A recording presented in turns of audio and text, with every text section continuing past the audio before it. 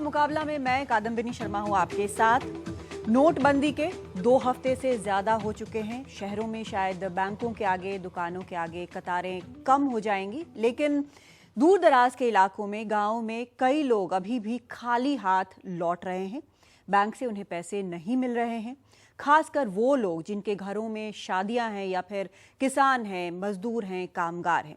तो आज मुकाबला में खास फोकस इन्हीं सेक्टर्स पर जो सबसे ज्यादा शायद नोटबंदी की मार झेल रहे हैं। हम बात करेंगे अपने खास मेहमानों से और पूछेंगे समस्याएं और सुझाव भी। सिर्फ समस्याएं नहीं, सुझाव भी। आपको हम सबसे पहले परिचय करा देते हैं अपने खास मेहमानों से। यहाँ पर हमारे साथ चंदन कुमार हैं, कोऑर्डिनेटर हैं वर्किंग पीपल्स चार्टर के।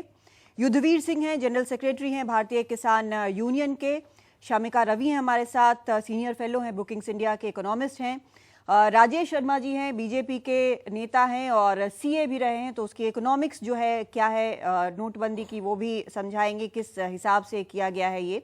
प्रवीण खांडेलवाल हैं हमारे साथ, सेक्रेटरी जनरल हैं सीएआईटी के, और जो ट्रेडर्स हैं उनकी समस्या हमारे सामने रखेंगे। लेकिन सबसे पहले वो लोग जिनकी बात हम लगातार सुन रहे हैं, जिनकी कहानियां लगातार आपको हम दिखा रहे हैं पिछले 2 हफ्तों से, और जिनके बारे में ये कहा जा रहा है कि उनको राहत दी गई है, लेकिन क्या उस राहत से कोई फायदा हो रहा है? युद्धवीर सिंह जी, आपसे जानना चाहते हैं कि किसानों के लिए अब राहत दे दी गई है, सरकार कह रही है कि हम काफी कुछ कर रहे हैं और बीज खरीदे जा सकते हैं, तो ये काफी है राहत? कहीं कुछ ऐसा हो नहीं रहा। अखबारों में जरूर लोगों ने पढ़ा है और टीवी के माध्यम से सुना है कि सरकार ने कोई राहत दी है। जब लोग जाते हैं, पहली बात तो हमारे यहाँ ज़्यादातर लोग ग्रामीण बैंक और कोऑपरेटिव बैंक से जुड़े हैं, जो इसमें आते ही नहीं है, आरबीआई के अंडर आते ही नहीं है, उन तक पैसा पहुंचा ही नहीं है, वहाँ कोई ट्रांजैक्शन हो ही नहीं रही है। हमारे यहाँ जो नेटवर्क है वो कोऑपरेटिव बैंक और ग्रामीण बैंक का ज़्यादा, और उसके बाद भी जो नेशनलाइज बैंक है उनमें जाते हैं तो वहाँ कोई ऐसा जाके खड़े होते हैं तो वो कहते हैं पैसा नहीं। हाँ।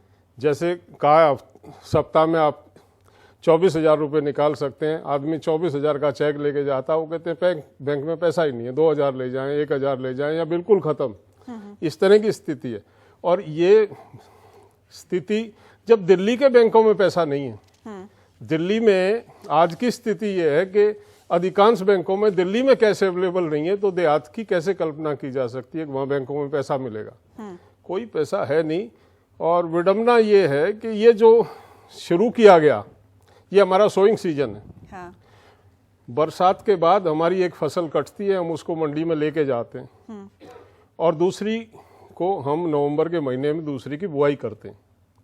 जिस फसल को जो दान है हमारा, या जो भी दलहन की फसलें हैं, उनको मार्केट में लेके जा रहे हैं तो कोई व्यापारी कहता डाल जाओ आप, पैसा नहीं है, पेमेंट करने के लिए पैसा नहीं है, सामान आपको डाल के छोड़ के जाना, चले जाओ। अब सामान छोड़ के जाना तो कोई दिक्कत की बात नहीं है, लेकिन अगली फसल के लिए हमको खाद चाहिए, बीज चाहिए, ट्रैक्टर के पैसे देने हैं, मजदूरी चाहिए उसकी। युद्धवीर सिंह जी, लेकिन ये भी कई लोगों से मेरी बात हुई है, उनका कहना है कि ऐसा नहीं है कि हर जगह ये स्थिति है, और कई जगहों पे, जैसे अगर हम नॉर्थ इंडिया, पंजाब वगैरह की बात करें, तो उनका कहना है कि 80% जो बुआई है वो हो चुकी है। नहीं, बुआई अपने जो जिन लोगों के रसूख हैं, जो कहीं से ले सकते हैं, जिनके सोर्सेज हैं, वो मैनेज कर रहे हैं, लेकिन सबके सोर्सेज नहीं होते हैं। जो आप देखिए, मदद भी किसकी होती है? जो थोड़ा बहुत कैपेबल होता, संपन्न होता। गरीब आदमी की मदद में भी कोई नहीं बढ़ता। किसान सारे ऐसे नहीं है जिनके रिलेशंस हैं मंडी और मार्केट में, जो पैसा उठा सकता हर वक्त। उनको दूसरा जो किसान मझोला और छोटा किसान है, हाँ। उसके सामने बेसिक क्राइसिस सबसे ज्यादा, हाँ। और दूसरा जो खेती हर मजदूर है, उसको पैसे देने के लिए किसी के पास खुले पैसे हैं ही नहीं। आज 10, 500 और 1000 के नोट को कोई लेता नहीं है। छोटी करेंसी जो इस देश में कुल 13% है, ठीक है, वो मार्केट से गायब। ये जो समय चुना गया, नवंबर का महीना, सरकार करती नोटबंदी, हमको कोई एतराज नहीं है, सरकार गवर्नमेंट के फैसले हैं, हो सकता है इससे फायदा होगा, लेकिन ये जो महीना, जब भी ऐसे डिसीजन, पॉलिटिकल डिसीजन लिए जाते हैं, तो ये देखा जाता है कि कौन से सीजन में आप क्या फैसला ले रहे हैं। ये महीना किसान के जीवन मरण का होता है। एक दिन अगर बुआई लेट होती है तो प्रति एकड़ 50 किलो उत्पादन कम होगा। ये औसत ये सरकार की निकाली हुई औसत है। अब हमारा जो 15 से 21 नवंबर हमारा बेसिक सोइंग सीजन होता है पंजाब, हाँ। तो उस सीजन में जितना हम डिले हो रहे हैं उतनी हमारा प्रोडक्शन पे आने वाले समय में फर्क पड़ने वाला। तो ये इससे नेशन को भी, मतलब देश को भी कठिनाइयों का सामना करना पड़ सकता है अनाज के मामले में। बिल्कुल। और किसान तो सफर कर ही रहा। आपको क्या लगता है कि अभी जो ये नोटबंदी हुई और जो आप बता रहे हैं किसानों को इस प्रकार की समस्या है, आपको क्या लगता है कि कब तक ये असर रहेगा किसानों पर, कितने दिन तक, जो अभी जो हुआ है आज के हालात हाँ देखते हुए तो जल्दी नॉर्मल होने वाला नहीं। मतलब एक टाइम पीरियड तो आपने कुछ सोचा होगा कि इतने वक्त तक इसका असर रहेगा? बिल्कुल अंधकार में, बिल्कुल अभी अंधेरे में है, बिल्कुल डार्क में है, कोई आदमी गारंटी नहीं कर सकता। हाँ। क्योंकि जिस तरह से आज जवाब मिल रहा है बैंकों से, मैंने आपको बताया कि ग्रामीण बैंकों में तो है ही कुछ नहीं। प्रवीण जी, जो छोटे ट्रेडर्स हैं, शायद सबसे ज्यादा इमीडिएट जिसको कहते हैं मार शायद उन्हीं पर पड़ी है, जो बहुत ज्यादा साफ दिखता भी है। अगर आप बाजारों में जाएं तो बहुत साफ नजर भी आता है। कादम्बरी जी, इसमें कोई दो राय नहीं है कि नोटबंदी के कारण से लगभग आज 12-14 दिन हो गए हैं, लगभग 75% व्यापार अभी तक, मतलब उसका फर्क कुल मिलाकर के पूरे देश के व्यापार पर पड़ा है। लेकिन इसमें यहाँ एक बात जरूर समझने की है कि सरकार ने अब तक 1,20,000 करोड़ रुपया लगभग एक्सचेंज के तौर पर गया, लेकिन उसमें से बाजार के अंदर जो रुपया आया वो लगभग 25 से 30,000 करोड़ रुपया ही आया है। बाकी का रुपया लोगों ने अपने घरों में रख दिया इमरजेंसी स्पेंडिंग के लिए। कि बाजार अगर आज खराब है तो उसका सबसे बड़ा कारण यह है कि बाजार से पैसा बड़ी मात्रा में निकल गया। हाँ। और उसका खामियाजा बाजार को भुगतना पड़ रहा है। हाँ। दुकानें खुली हैं, शुरू के तो 5 दिन तक दुकानें भी नहीं खुली थी। ठीक है। दुकानें खुली हैं तो कस्टमर भगवान हो गया। कस्टमर कब आएगा, अगर आएगा तो उसको पकड़ लो। और जैसा अभी युद्धवीर जी बता रहे थे कि अगर वो 2,000 रुपए लेकर के आता है और अगर वो 1,600 का सामान लेता है तो हमारे पास 400 रुपए भी नहीं है उसको देने के लिए।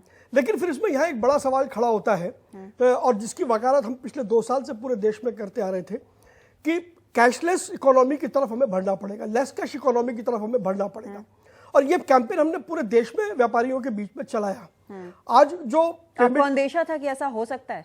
देखिए, हम तो 2 साल से चला रहे हैं, क्योंकि ultimately end of the day अभी जीएसटी आने वाला है।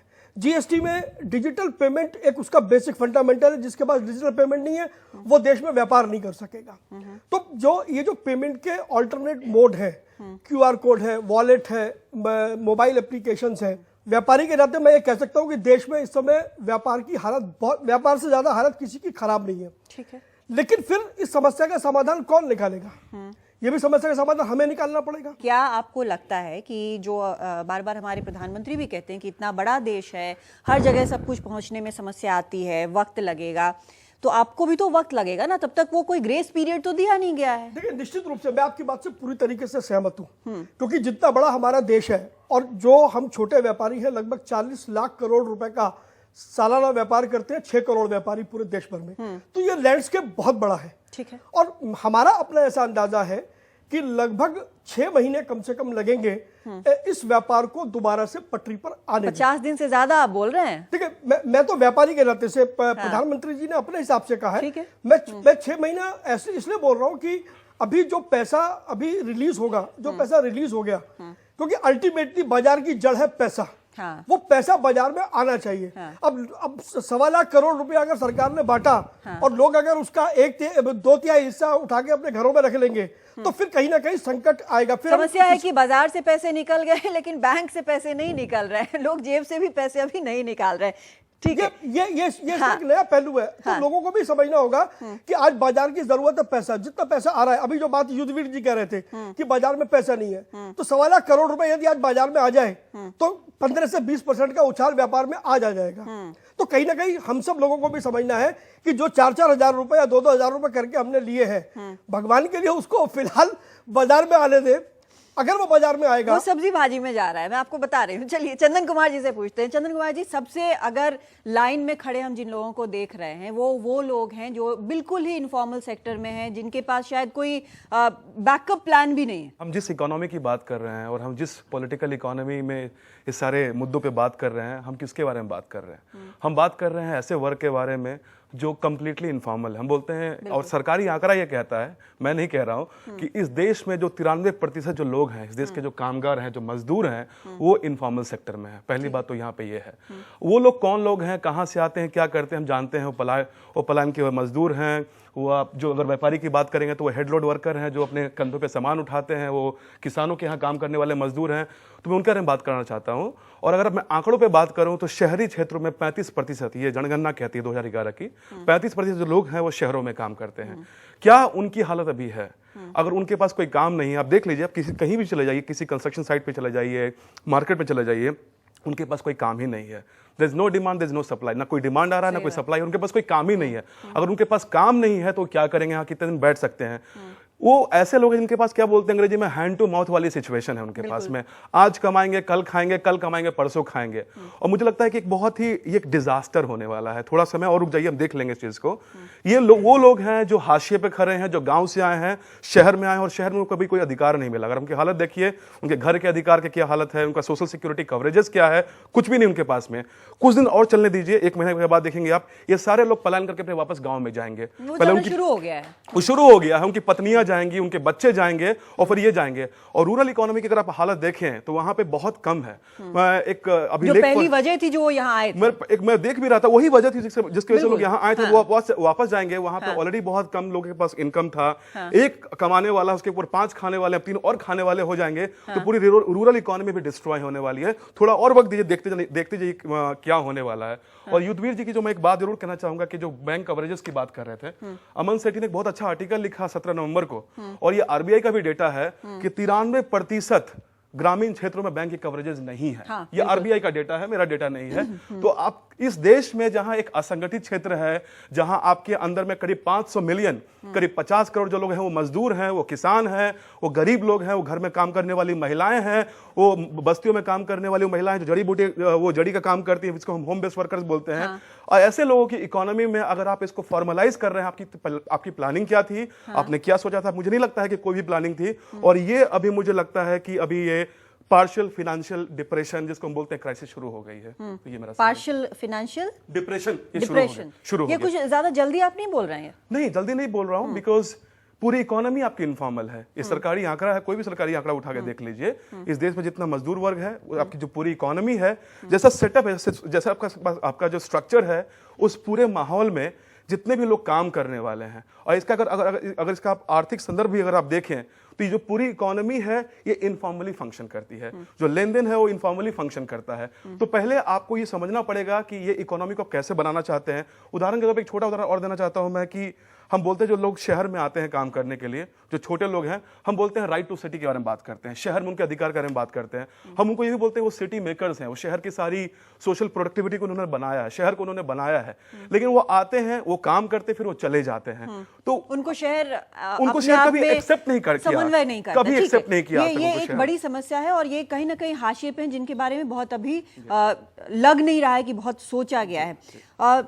राजेश जी, तीनों जो अलग अलग सेक्टर्स हैं, तीनों की आपने बात सुनी है, और ऐसा नहीं है कि ये समस्या कोई हवा से उत्पन्न हुई या बना के बोला जा रहा है। ये एक बहुत जुड़े हुए लोग हैं, जमीन से जुड़े लोग हैं जो उस पर काम करते हैं, वो बता रहे हैं समस्या। क्या ये इनके जो समाधान होते हैं, क्या उसके बारे में कहीं सोचा गया है?